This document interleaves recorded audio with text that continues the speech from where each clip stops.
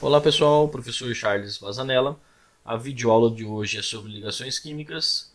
Relembrando que na aula passada nós vimos distribuição eletrônica, tivemos umas dicas, e umas revisões referente ao diagrama de Linus-Pauling e referente à tabela periódica. Então, aquele conteúdo ou a parte de distribuição eletrônica e tabela periódica é fundamental para a parte de ligações químicas. Então, nós temos que saber e aprofundar, como nós fizemos na videoaula passada, a distribuição eletrônica para poder seguir em frente e poder fazer as ligações químicas. Então, o primeiro passo, nós temos que entender o que é a ligação química. As ligações químicas nada mais é do que a união entre os átomos, que essa união gera ou nos dá a formação de moléculas, e que nada mais é, ou que nada mais acontece, na verdade, é quando a gente pode dizer que os átomos reagem entre si. Então imagine que nós temos dois átomos distintos da tabela periódica e eles decidem se unir para formar as nossas novas moléculas ou novas substâncias que nós temos no dia a dia. Bom, a ligação química ela pode ser classificada, ou ela é classificada hoje, pelo menos quatro formas. Quais são essas quatro formas? Ela é classificada como ligação iônica, ligação covalente, ligação covalente dativa e ligação metálica. Então essas são as quatro ligações que nós temos. Hoje, nesta videoaula, nós vamos ficar apenas com a parte de ligação iônica e com conceitos gerais. E aí, nas aulas seguintes, a gente vai revendo os demais conceitos. Então, primeiro passo, conceito geral que nós temos que ter sobre uma ligação química. Para ocorrer uma ligação química, nós temos que conhecer essa regra do octeto. O que é a regra do octeto? A regra do octeto, a teoria do octeto, nada mais é do que ele estabelece que os átomos devem possuir 8 elétrons na sua última camada de valência. Então, não sei se vocês ainda lembram, mas na parte da distribuição eletrônica a gente separava por camadas, Camada 1, que seria a camada K, camada 2 seria a camada L, camada 3 seria a camada M. Então, nós temos as camadas. Lembrando que esta camada ela apresenta um X número de elétrons. Para esse átomo ser considerado um átomo estável, ela tem que possuir 8 elétrons na sua última camada. Então, isso é chamado para nós como a regra do octeto. Significa que um átomo, para ele adquirir a estabilidade, ele tem que adquirir esses 8 elétrons. Seja eles de uma forma natural, como existem sim alguns elementos na tabela periódica que são conhecidos para nós como os gases nobres. Os gases nobres hoje eles estão na família 8A e sim, eles já têm 8 elétrons na sua última camada. Então eles não fazem ligações químicas com nenhum outro átomo, porque eles não precisam. Eles já são estáveis por natureza, o que significa que eles já têm a regra do octeto, eles já têm os 8 elétrons. Porém, outros átomos da tabela periódica e outros átomos existentes na nossa atmosfera, eles não têm esses 8 elétrons. Eles precisam desses 8 elétrons. Para isso, eles têm que fazer essas ligações químicas seguindo a regra do octeto, que nada mais é do que fazer ou realizar ligações químicas com o objetivo de doar, receber ou compartilhar elétrons, de tal forma a que ele consiga chegar a 8 elétrons na sua última camada. E quando um átomo consegue esses 8 elétrons, significa que ele é um átomo estável, ele já alcançou a sua estabilidade. Então, isto seria a regra do octeto. Eu aconselho a vocês pegarem esse slide aqui e copiarem no caderno essa parte da regra do octeto, pegar o que é, o conceito e o processo, porque isso aqui é fundamental para a parte das ligações químicas. Você tem que seguir a regra do octeto para poder fazer uma ligação química. Ok? Então, lembrando para vocês, regra do octeto é quando um átomo possui na sua última camada 8 elétrons. É quando um átomo possui ou consegue a sua estabilidade. Então vamos para o próximo slide. E hoje, ou agora, nós começamos na parte de ligações iônicas. Como eu falei para vocês no começo do vídeo, nós só vamos ver nesses slides a ligação iônica. Então eu vou passar o conceito para vocês e aí nos slides à frente nós vamos ver exemplos. Ligação iônica. A ligação iônica, os elétrons são doados ou recebidos pelos átomos. Significa então que nós vamos ter átomos que vão doar elétrons e do outro lado vai ter átomos para receber esses elétrons, para poder seguir a regra do octeto. A regra do octeto diz que eu tenho que ter 8 elétrons na última camada, então significa que eu tenho que ter átomos para doar e átomos para receber. Ok, isso é ligação iônica. Em outras palavras, eu posso dizer que ocorre a transferência de elétrons. Mas com quem que ocorre essa transferência de elétrons? A transferência de elétrons ocorre entre os metais e os ametais, também conhecido para nós como não metais. Significa que os metais eles vão ter uma sequência de doar elétrons e os ametais vão ter a sequência do receber elétrons. Por quê? Porque os metais eles são átomos com baixa eletronegatividade. Significa que eles vão ter uma grande facilidade em doar elétrons. Já os ametais são átomos com alta eletronegatividade. Significa que eles têm uma grande capacidade em receber elétrons. Então, um deles doa, o outro recebe. Se nós temos átomos que estão doando e átomos que estão recebendo, sim, estamos falando de uma transferência de elétrons. Então, sim, estamos falando de uma ligação iônica. Lembrando que na ligação iônica nós temos formação de íon positivo, também conhecido para nós como cátion, e formação de íon negativo, conhecido para nós como o ânion. O cátion, nós já estudamos bem no começo do ano. Cátion são todos aqueles que têm a capacidade de perder elétrons, ou seja, são os átomos que vão doar elétrons.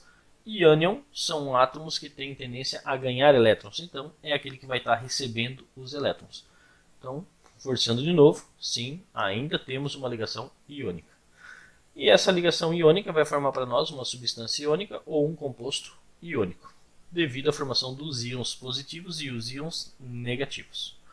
Uma ligação iônica, quando ele forma uma substância iônica ou um composto iônico, esse composto iônico ele normalmente é formado de uma forma sólida. Ele sempre vai ser formado com elementos sólidos, duros e quebradiços, que apresentam alto ponto de fusão e ebulição, além de conduzirem corrente elétrica quando dissolvidos em água.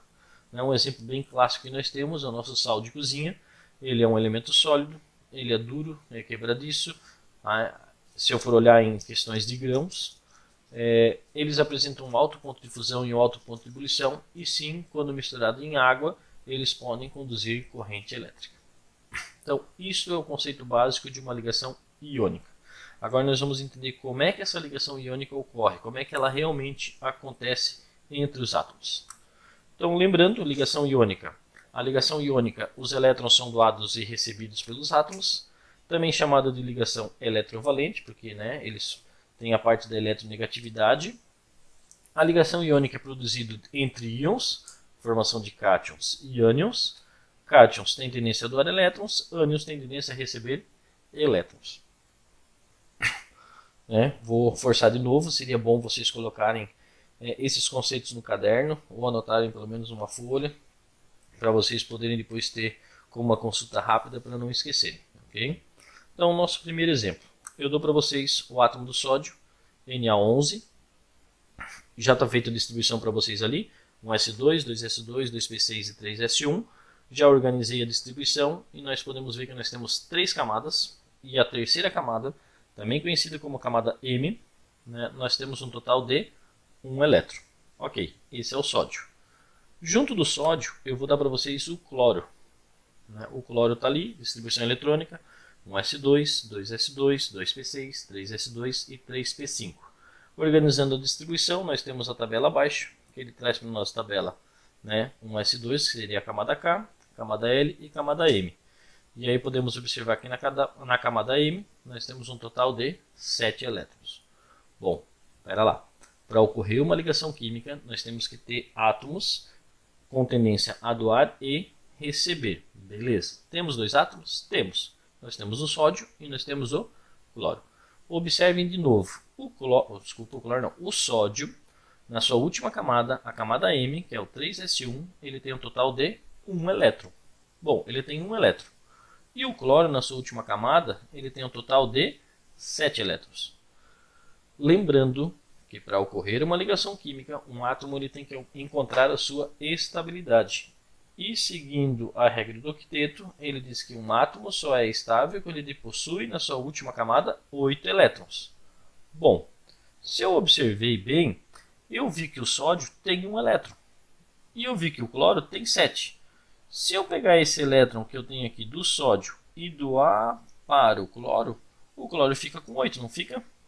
Bom, significa que eu posso estabilizar, então. Eu posso doar um elétron do sódio para o cloro. E o cloro que tinha 7 passa a ficar com 8, passa a ficar estável. Vamos representar isso com imagens e vamos ver como é que fica.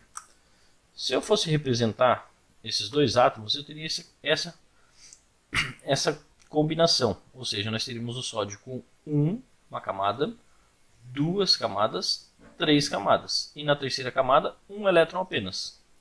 Já o cloro teria uma camada, duas camadas, e na terceira camada ele teria um total de 7 elétrons. Falei para vocês que se eu pegasse esse elétron do cloro, esse elétron do sódio, e passasse para o cloro sódio que tinha 1 vai doar o elétron para o cloro que tinha 7 fica com 8. Sendo assim, ó, estou representando isso aqui pela flecha. Essa flecha representa que nós estamos doando o elétron. O elétron que era do sódio, da sua última camada, que era apenas 1, está indo lá para o cloro, que tinha 7, e passa a ficar com 8. Beleza. Com isso, o átomo do cloro que tinha 7 elétrons, agora tem 8. Está estável. Só que vocês não podem esquecer um detalhe. Um átomo, para ser estável ou para ocorrer a sua estabilidade, ele vai fazer ligações químicas onde um vai doar e o outro vai receber. Só que não somente um deles tem que ficar com 8, e sim os dois. Os dois átomos têm que ficar com 8. Portanto, no momento que eu doei o último elétron do sódio, que era da camada M, que só tinha 1, se ele doou, ele acabou perdendo essa camada. Essa camada vai desaparecer. O que significa então que aquela última camada, o 3s1, não existe mais. Então essa tabela aqui ela tem que ser reformulada. Ela tem que arrumar. Arrumando essa tabela e organizando a tabela, ela ficaria dessa forma. Ela não teria mais a terceira e última camada. Ele teria apenas duas. Com isso, o átomo do sódio, tendo só as duas camadas porque ele perdeu a terceira, ele tem quantos elétrons? 8. Opa, pera lá. Um átomo com 8 elétrons não é estável? É. Então, o átomo do sódio também fica estável quando doa o elétron. Por isso que a gente diz que um átomo vai doar e o outro átomo vai receber. Porque o que está doando, ele está doando porque ele tem elétrons a mais. Então, ele tem que doar esse elétron. Bom, com essa organização do sódio, nós também temos que organizar a tabela de baixo do cloro. E o que aconteceu com o cloro? O cloro que tinha 7, ele acabou ganhando mais um elétron. Esse elétron que veio lá do sódio, e ele passou então na sua última camada agora a não ter só 7, e sim a ter 8 elétrons. Com isso ele também tem 8 elétrons na sua última camada. Então podemos definir que sim, temos uma ligação iônica, sim. Nós temos uma doação de elétrons, onde um é doado e o outro é recebido. E nós temos a formação dos íons, a formação do cátion e do ânion. Como assim? Porque o sódio, ele doou o elétron. Então, se ele doou o elétron, cátions tendência a doar elétrons. Então, eu vou dizer que o sódio é positivo. Ele é considerado para nós o cátion. É o que tem tendência a doar elétrons. E o cloro, ele já recebeu esse elétron. Então, significa que se ele recebeu o elétron, ele vai ter uma carga negativa. Porque ânions têm tendência a receber elétrons. Então, nós temos a formação do sódio, cátion, Na+, e a formação do Cl-, que seria do nosso ânion.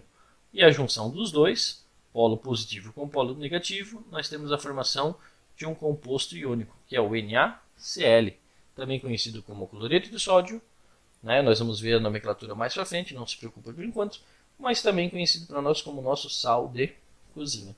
Então, isto é uma ligação iônica, é onde um doa e o outro recebe. Lembrando, sempre seguindo a regra do octeto. Um átomo, para ser estável, ele tem que ter ao todo 8 elétrons na sua última camada. Vamos para o próximo exemplo. Exemplo 2. Nós vamos agora falar sobre o sódio. Então, de novo, vou dar o átomo do sódio para vocês. E agora ele vai fazer ligações com o átomo do oxigênio. Vamos analisar. Já sabemos que o sódio tem a terceira camada, tem 1, 2, 3 camadas, camada M, e a sua última camada ele tem um total de 1 elétron. Beleza? Isto para o sódio. O oxigênio, ele foi feito de distribuição eletrônica, e ele disse para nós que na distribuição eletrônica ele tinha 2 camadas, e que a camada L tem um total de 6. Bom, pela lógica, O sódio tem 1, então é mais fácil ele perder esse 1, né? Para ele perder essa última camada e voltar para a camada anterior ficar com 8. E o oxigênio, que tem 6, ele precisa de mais 2 para chegar a 8. O que nós vamos fazer então para formar essa ligação química? Vamos representar lá.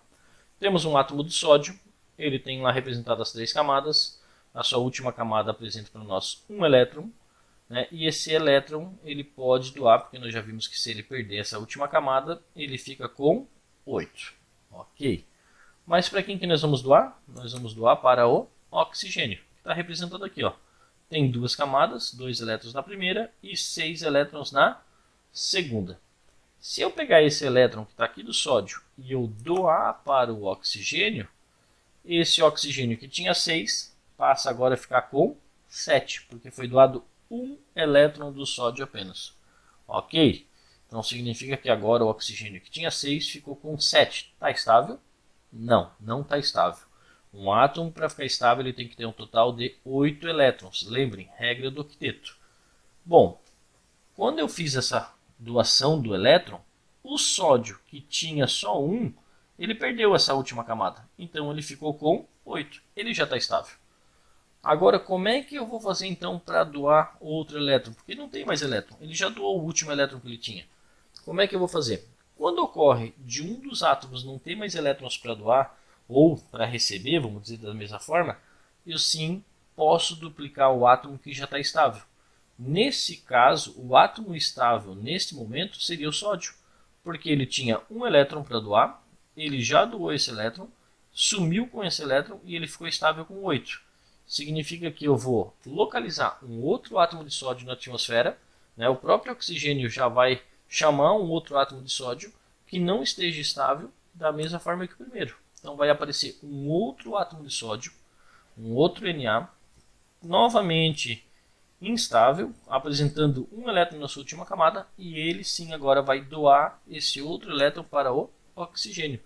Significa então que com isso, um átomo de oxigênio não fica estável com apenas um sódio, e sim ele precisa de 2, porque ele precisa de 2 elétrons. E lembrando que o sódio só poderia doar 1. Então, se cada sódio doa 1, ele vai precisar no total de 2 sódio. E aí podemos definir que o sódio ou os 2 sódios perderam aquela terceira camada. Organizando a tabela, ele some com a terceira camada, ele só tem a primeira e a segunda agora. E ele fica com um total de 8 elétrons. Fica estável.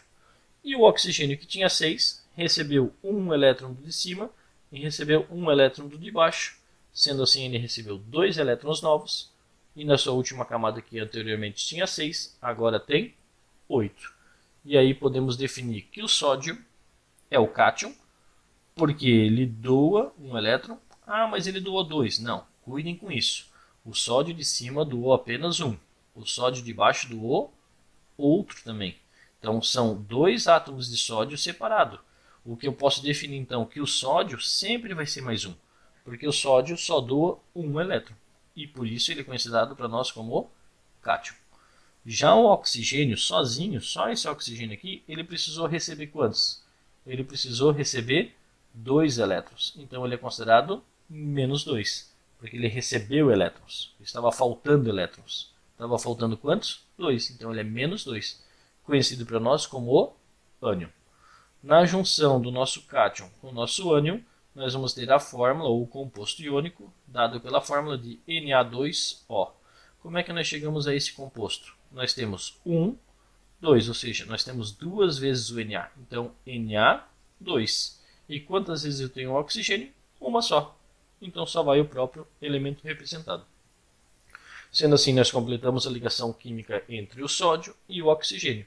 Lembrando que para esse tipo de ligação química, nós precisamos usar 2 sódios para estabilizar um oxigênio. Vamos ao terceiro exemplo. Um exemplo um pouquinho mais complexo, seguindo o mesmo padrão. Vamos aumentar o nível para vocês pelo menos ver pelo menos um de cada tipo. Ainda estamos falando sobre ligações iônicas, porque um doa e o outro recebe. Terceiro exemplo, eu vou usar um magnésio, está ali dada a distribuição eletrônica para vocês. O que vai mudar agora é que nós temos 1, 2, 3 camadas. A terceira camada, a camada M, ele agora apresenta um total de 2 elétrons. Então nós estamos agora falando do magnésio. O magnésio apresenta na sua última camada 2 elétrons. Ok. Vamos fazer a ligação química do magnésio junto com o cloro. O cloro já vimos a distribuição, né? Ele está distribuído para nós em 1, 2, 3 camadas. Lembrando que a camada M tem um total de 7 elétrons. Um átomo, seguindo a regra do octeto para ficar estável, ele deve apresentar um total de 8 elétrons na sua última camada. Resumindo, o magnésio tem 2, não está estável. O cloro tem 7, não está estável. Ambos querem ficar com 8 para poder ficarem estáveis. Pensa comigo. O magnésio tem 2, então é mais fácil ele perder esses 2, sumir com essa última camada para poder ficar com 8. E já o cloro tem 7, para chegar a 8, só falta 1. Então ele só precisa receber 1 elétron e ele já fica com 8. Como é que nós vamos fazer isso? Representando, nós temos o magnésio, total de 1, 2, 3 camadas. A terceira camada, né, o último ciclo, tem 2 pontinhos, ou seja, 2 elétrons. E nós podemos doar esses elétrons, nós temos que perder esses elétrons. Ele tem que perder essa última camada para poder ficar na camada 2 com 8 elétrons. Para isso, ele vai usar um átomo do cloro. O átomo do cloro que está aqui desenhado com 3 camadas e na terceira camada um total de 7 elétrons. Significa que ele só precisa de 1, então eu vou pegar esse elétron aqui em cima do magnésio e vou passar para o cloro. Beleza, e o cloro que tinha 7 agora ficou com 8. Significa que o cloro está estável. Mas olhem comigo de novo. O magnésio, na sua última camada, ele tem 2. Um aqui em cima e outro lá embaixo. Significa que se ele doar esse elétron para o cloro, ele está doando 1. Então, se ele tinha 2 e doou 1, ele ainda ficou com um deles. Ele vai ficar estável com 1? Não. A regra do octeto diz que ele tem que ter 8 e não 1. Significa que um átomo de cloro sozinho não consegue estabilizar também junto o magnésio. Mas o cloro fica estável, mas o magnésio não. Significa então que se nós temos um átomo já estável, nesse caso o cloro, e ele precisa somente de um elétron, nada impede do magnésio chamar outro cloro para poder participar da ligação. Então, nesse tipo de ligação, um cloro só não bastaria. Eu precisaria de 2, porque eu sei que cada cloro vai precisar de um elétron. Eu dou um para o de cima e vou doar outro para o de baixo. Significa então que os 2 cloros que tinham 7 elétrons, agora os 2 estão com 8. E o magnésio que tinha 3 camadas, ele doou toda a terceira camada, significa que desapareceu a sua terceira camada. Ele perdeu. Então nós vamos organizar essa tabela. Organizando a tabela, o átomo do magnésio agora ele partiu a doar elétrons, ou seja, ele deu os seus elétrons que ele tinha na terceira camada, ficou apenas com duas camadas, camada K e camada L, e a sua camada L tem um total de 8 elétrons. Então, beleza. Seguimos a regra do octeto. O magnésio precisa doar 2 elétrons para poder ficar estável. E o cloro de cima, que tinha 7, ele precisou receber 1 e ficou com 8. A mesma coisa segue para o de baixo. Ele tinha 7, recebeu 1 e também ficou com 8. Todos os 3 átomos participantes da ligação química estão com 8 elétrons na sua última camada. Então, mostrando para vocês que nem sempre um átomo só consegue estabilizar outro átomo sozinho. Às vezes eu preciso usar 2, 3 ou até mais átomos para poder estabilizar um átomo só. Nós vamos agora para o exemplo 4. Né? Só que lembrando para vocês, antes de passar para o exemplo 4, só vamos confirmar aqui. Ó. O magnésio é mais 2. Ele é um cátion. Por que agora ele é mais 2? Porque ele doou 2 elétrons. Então, se ele doou 2 elétrons, ele é conhecido por nós como cátion. E o cloro é menos 1. Aí vocês vão falar, não, mas professor, o cloro recebeu 2. Não, o cloro de cima recebeu só 1. E o cloro de baixo também recebeu 1. São 2 cloros diferentes, né? Quando a gente diz diferentes, é como se fossem 2 pessoas. 2 pessoas idênticas, gêmeas, mas porém com personalidades diferentes. Significa que o cloro de cima recebe 1, o cloro de baixo recebe outro. Então são 2 cloros e cada cloro recebeu apenas 1. Na junção dos dois, nós temos a formação da nossa fórmula, MgCl2, né? Ou seja, Mg só foi usado 1, então só bota a sigla, e o Cl foram usados 2Cl2. Tá? Então, lembrando que o positivo é o cátion, o negativo é o ânion, e aqui nós temos a nossa fórmula geral, que é o MgCl2, também conhecido como cloreto de magnésio. Agora sim, exemplo 4. O exemplo 4 é um exemplo bem mais complexo, não vou mentir. Então prestem bastante atenção no que vai acontecer, porque nós vamos ter bastante átomos agora criados. Nós vamos utilizar o alumínio com 3 camadas, só que agora nesse caso ele não tem 1 ou 2 elétrons, e sim na terceira camada ele tem um total de 3 elétrons. E junto deles nós vamos usar o oxigênio, que tem na sua última camada 6 elétrons. Então nós temos o alumínio na sua última camada, terceira camada, com 3 elétrons, e o oxigênio na sua segunda camada com 6 elétrons. Nós temos que fazer a ligação iônica entre eles, de tal forma os dois átomos ficarem com 8. Para isso, eu vou deduzir que eu tenho que doar esses 3 aqui, perder esses 3, para ele ficar com 8, enquanto o oxigênio vai ter que receber quantos? 2, porque se ele recebe 2, ele também fica com 8. Então é mais fácil eu receber 2 e é mais fácil eu perder 2 do que ganhar 5. Então, como é que funcionaria? Nós temos o alumínio representado aqui.